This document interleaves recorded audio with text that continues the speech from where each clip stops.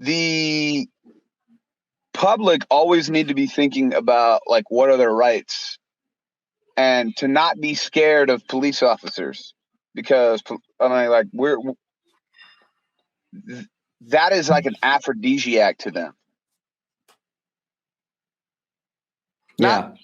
Not all cops are bad, but the fact that we have to qualify when we start saying the raunchy stuff that cops do, the fact that somebody has to come into the conversation and say, "Oh, not all cops are bad," right? Mm-hmm. Is a serious issue. Do you have any sympathy for the cops who? No. Well, hold on, Fred. Who would argue, "Hey, I put my life on the line every day. I put on that badge, and it's intense and it's stressful, and because of that, like, you have to make these split-second decisions." Yeah, I put my life on the line. I work in the seventh most dangerous industry in the United States. Like, cry me a river, dude. Cry me a river. Like, if you don't like your job, quit. Cry me a river. There's too many Netflix specials. Dude, I was in prison 25 years ago when the Missouri Department of Corrections had a lawsuit against them because they did it for 3.5 years. They wagered on gang members and had UFC style fights where they took rival gang members out of their cages, so to speak, and put them in the same room, knowing that these two people are enemies, and would watch them fight and gamble on it. Yeah, that's inexcusable for sure. I went to sleep. I went to sleep knowing that 30 cities in America were burning last night, and woke up to picture after picture and video after video of cops abusing their power and just like, I can't even. And then there's special after special of innocent people in jail, and you know that this person is in jail wrongly. Oh, the DNA popped for somebody else. Oh, well, maybe he didn't rape her, but he definitely killed her. Okay. All right. Now, Fred, let me ask you something. You were live streaming from Minnesota.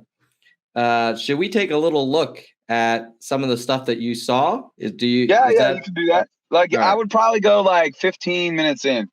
All right. Because you talk me through it. The first 15 minutes is me.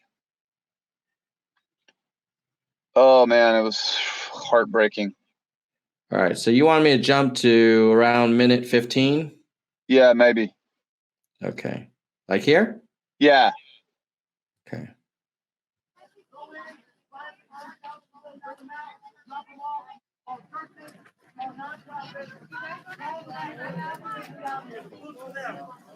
Where is this? Is this a CVS or what is that? This is the Target that was. Yeah. Could you grab two of them, please, for this woman right here? Grab a bag, step in, find goods that could still be beneficial to others, drop them off, call the organization. Let them know we're down here. Let them know that this is for them. This is for the people. Okay. There's bags there that are full of you need bags. So what's going on? So basically what's happening here is they're going to, in about 30 or 45 minutes, they're going to board this place up. And there's so much food and so much stuff that's still in there that, everything in there has got, is not going to be salvaged. They're going to start all over at this place, I guess. So there are people in there that are like, go in. If you can find anything, bring it out. And, you know, give it to the churches, give it to the different organizations. You know what I mean? Got it. And is this guy like he works for a nonprofit or does he work for the I don't know. store, He's just like a random guy. Huh. You know? And then there was another place where like this black lady was like talking about like we're all God's children, and like you know, she was screaming at the top of her lungs at another thing, and I just felt terrible, you know, and I went up and gave her a hug. Oh, it was terrible. What's the vibe like? Is it just sort of like a my God. post-war kind of vibe? Feels? Yeah. You'll see over in the inside of this place, and you'll also see if you skip forward a little bit, right? I actually go in there just to kind of look, right?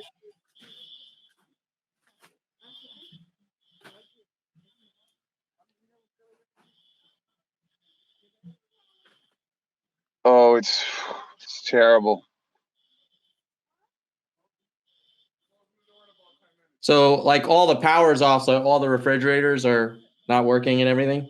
Basically, this place is pretty much done. Jesus. Yeah.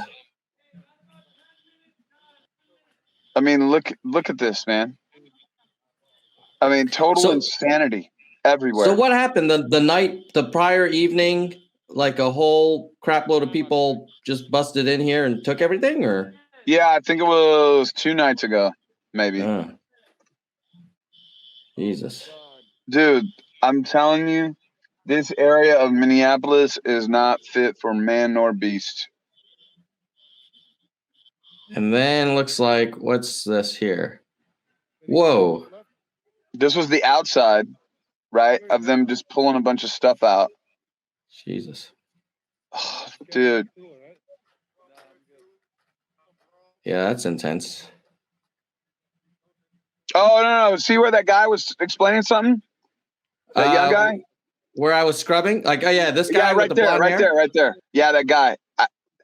Let me see if I can get to him. Okay, that's the police. That's the police station. They actually took the Minneapolis police station. We got trapped inside when the really? Was that the apartments upstairs? No. Jesus. He was inside of it? Yeah. When the roof collapsed. So he died? He's still in there? Oh, he's still in there. There's 2 steel beams. Hold on. This guy is going to... He's not alive, is he? Oh, no. No. There's no way. He's still in there. They haven't gotten him out yet. Yeah. The guy in the gray shirt there by the caution tape, right there with the sun shining down on him, there's 2 steel beams there. I had an axe. I was standing right here when the roof collapsed. And all I heard was, we still got people inside. So I rush over. I thought the 2 steel beams were 2x4s. It was dark. Yeah. I thought they were just charred from fire. So I'm sitting there hacking away. At a steel beam. There's a good half-inch cut straight into one side. You should go check it out. My name's Brandon, by the way. My name's Fred, man. I'm from Florida, but I live here now. Yeah. For a year and a half. Yeah, this is my buddy. He lives here. His name's Dale. I'm from here. Yeah, I'm a trucker. Man. Okay. Me and another person, we have a super PAC called Truckers for Yang. See the Andrew Yang truck? Yeah. That's Fred's. Yeah. That's Fred's truck. Yeah. Really? He's the driver. Okay. Yeah. I like Andrew Yang, so That's crazy, man. Well, I was talking to that guy, right? I'm talking to this guy, right? And he was like, yeah, I'm going to check this guy out. I was like, he has a book where he describes how, like, the societal breakdown will happen when people feel like there's no hope. And I really like this guy because, and I was hoping that, like, when I'm reading this book, you know, I got this feeling of how screwed we are. And that was terrible. You know, I went on to tell him, you know, I'm a conservative, more of a conservative voice. And But I listened to this guy and I was like, yeah, conservative or left or right, like I just gotta support this guy. Yeah. He's like, I'm gonna check this guy out, right? He's like, yeah, I'm gonna check this guy out. I like and then there was this part where this lady was like, she was like yelling at the top of her lungs about like how she was yelling at the top. Do you remember that? Where the lady was yelling at no thanks. No thanks. Do you remember that, Dale, where the lady was yelling at the top of her lungs? Yep.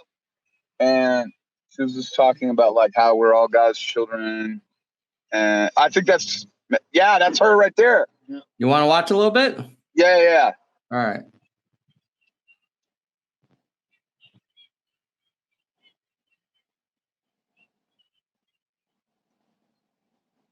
You can't hear her, huh? No, we can hear.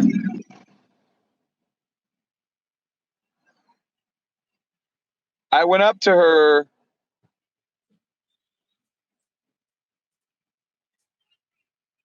I was at that point, I'm standing next to her, right? Because she was like trying to get somebody to come up, like, Mm-hmm. and I gave her a hug. And she was just like totally heartbroken and saying how like we're all God's children and Just different nationalities. yeah, she was. I mean, I can't imagine.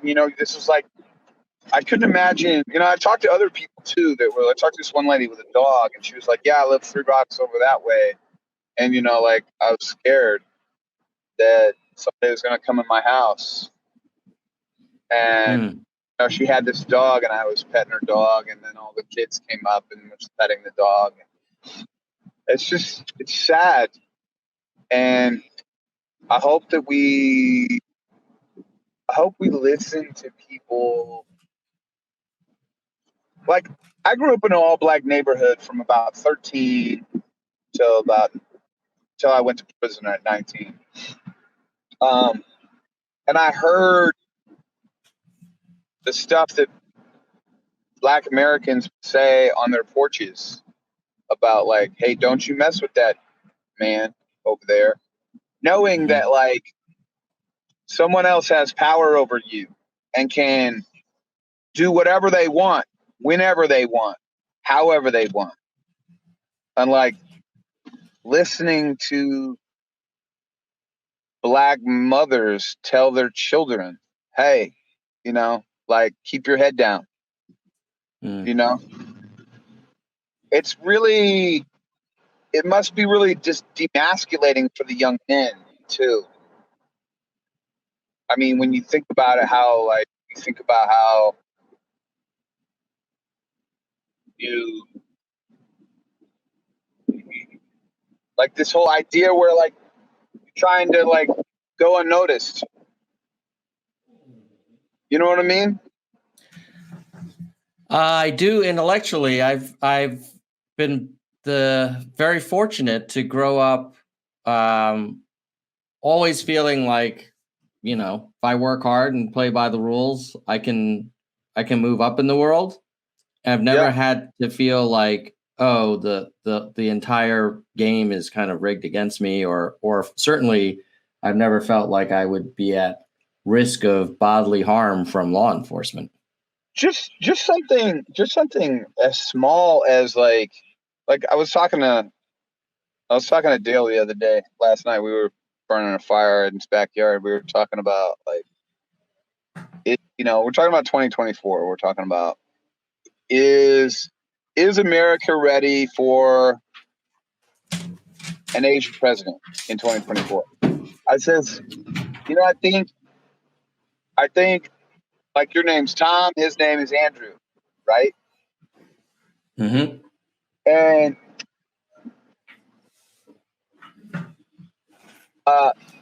this is big. Just something this small is really, really big. If his name was like Jingxi, right? Mm-hmm. Might be different. But then Barack Obama. See? Yeah, but Barack Obama is. And that was during the time of Osama. Yeah. The two rhyme. And I go, I didn't think he would win because his name rhymed with Osama. Yeah. You see? Yeah. I said, but you know what? That didn't affect it. It didn't. It didn't. I Well, thought it was Barack was so smooth. He was so smooth. You know, like he was the Michael Jordan of politics, man. They don't. Yeah, he was just really good at making a point and like not being like. It's like one of those guys who can like be a little bit of a prick if he needs to, but smile at the same time, right? I also think it's different for Asian American politicians in that I think Asian Americans still have more road to travel to be considered truly Americans, whereas I think African Americans don't have this kind of like, oh, is he really American? I mean, certainly Barack had some of that criticism given his time overseas, but and his name, but I agree with you. If Andrew tried to run as whatever Jingji Yang, forget about it, man. Forget about it. Yeah, I mean, just something that small, right? And man, it's I mean, let me ask you this. Like, I'm pretty sure if you took Andrew's views and his kind of proposals and his thinking and his approach, and you put him inside of like Cory Booker's body, I think Cory Booker would be the nominee by now. Dude, I would just have this conversation with I had this conversation with Sola last night. Oh, about what? I said Cory Booker has the look, like the size, the stature, like he has it all, right? And he's a good speaker. I was like, I think one of the dangers that could crop up in 2024 is like if I was Cory Booker or Tim Ryan, right? Who are like these are politicians that have they have a base already a little bit, you know what I mean? Obviously Cory doesn't have, but I was I was like, Cory understands the neighborhoods that are not socioeconomic prominence, you know what I mean? Like he has a good understanding of that, right? Yeah, Newark is not exactly the Upper West Side. Yeah, and same with like Ryan's from Ohio, which is rough. You know what I mean? And I could literally see somebody try to take Andrew's platform and run with it, right? Which I would say, like, why would I vote for you when I could vote for Andrew? Do you know what I mean? I will say something really, really big about what I'm very impressed with, right? Andrew lately, right? Like, he's always been awkward. He's always been awkward talking about, things of race, right?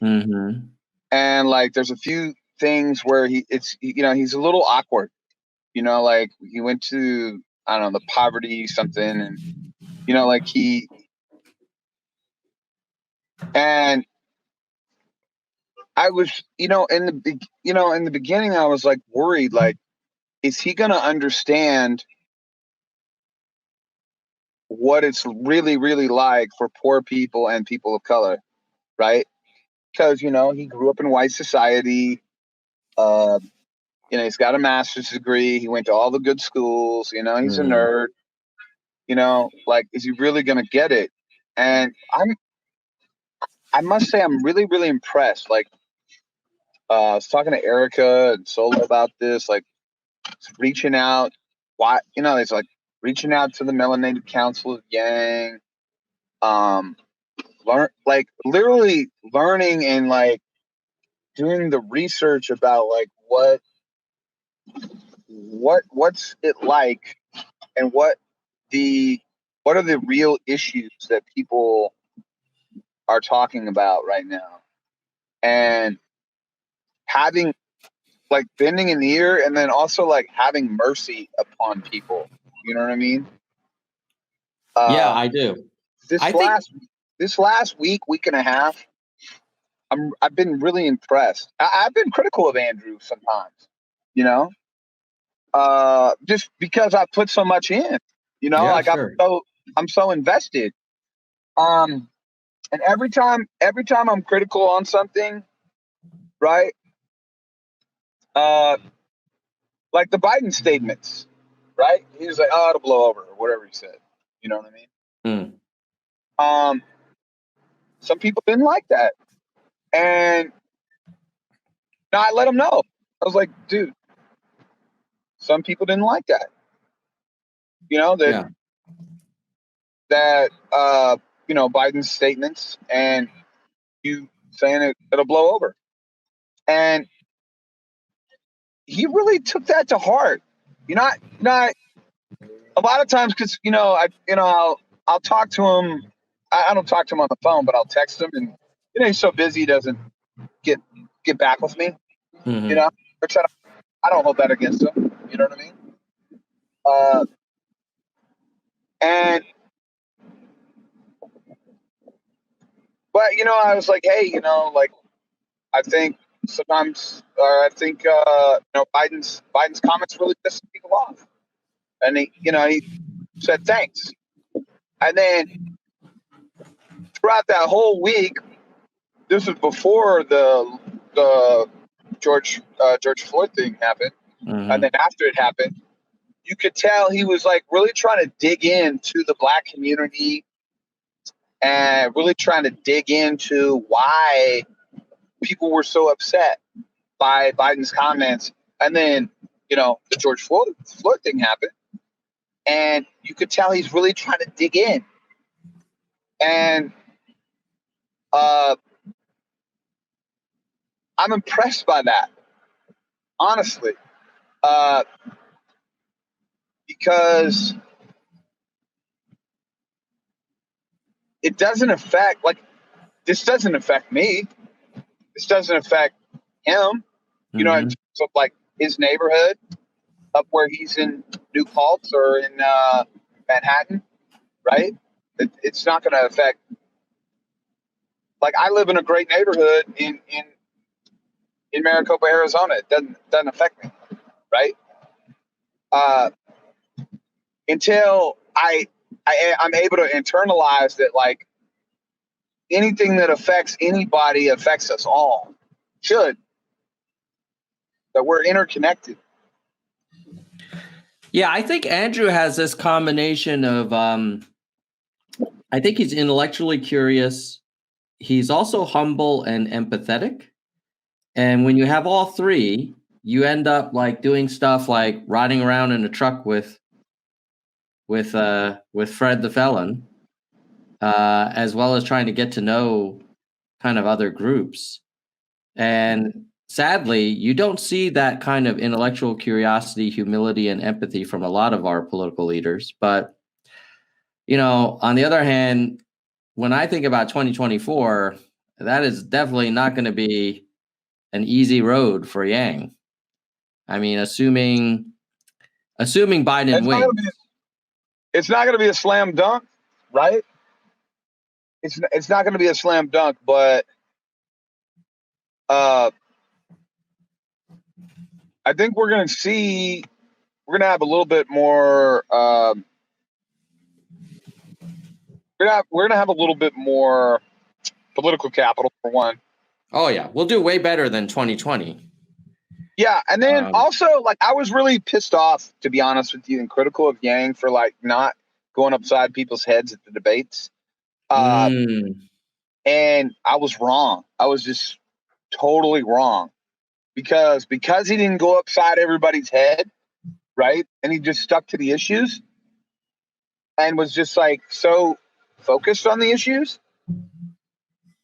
He was able to get in with all these different initiatives with like the We Are All Americans or the the giving of $250 or $500 or $1,000 to different people, he was able to garner and gain support from other candidates because he didn't burn the bridges. Mm-hmm. Like I can tell you right now that Pete is not going to call up the Andy camp and say, "Hey, there's an initiative on South Bend or